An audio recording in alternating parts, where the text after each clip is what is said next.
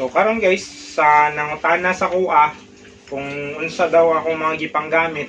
So mao ni akong gipanggamit guys, ang uban ani is wala na, out of stock. So akong isulti kung unsa akong mga gipanggamit. So based on experience ra ni nako guys, mao rin siya akong gipanggamit sa hangtod karon nga nagbuhi kog baboy. So vitamin C, DA, so permanente ni nako siya gamiton once nga na ako'y baboy. So nindot ni siya nga vitamin sa patining o sa mga nanganak nga baboy. Dako jud ni siya og tabang. So Alamycin LA, antibacterial para sa baboy.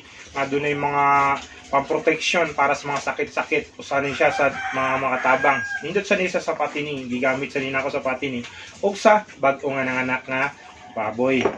Iron, nindot sa siya sa mga bakterya atong gi-inject. Pero gi-inject sa nina ko sa 80 to 90 days nga buntis nga baboy. So mo rin akong gigamit guys.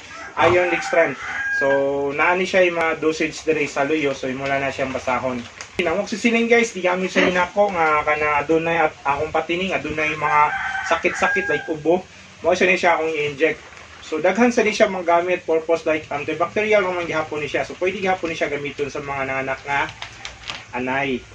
B-complex by vitamina para sa baboy gihapon. So dako gihapon ni siya tabang para sa active health sa atong baboy. So ay siya Robipin strip, wala na siya isulod.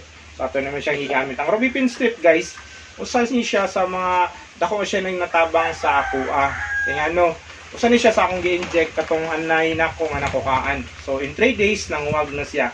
So nindot siya nga antibacterial. Ito ba na ni guys, ang Lutalize o oxytocin. Wala kay ko mag-stock na niya kay para dili man kayo kung mogamit na tagsakay ko mogamit. Kung magkalisod na akong anay, una ko mo palit ana by ml.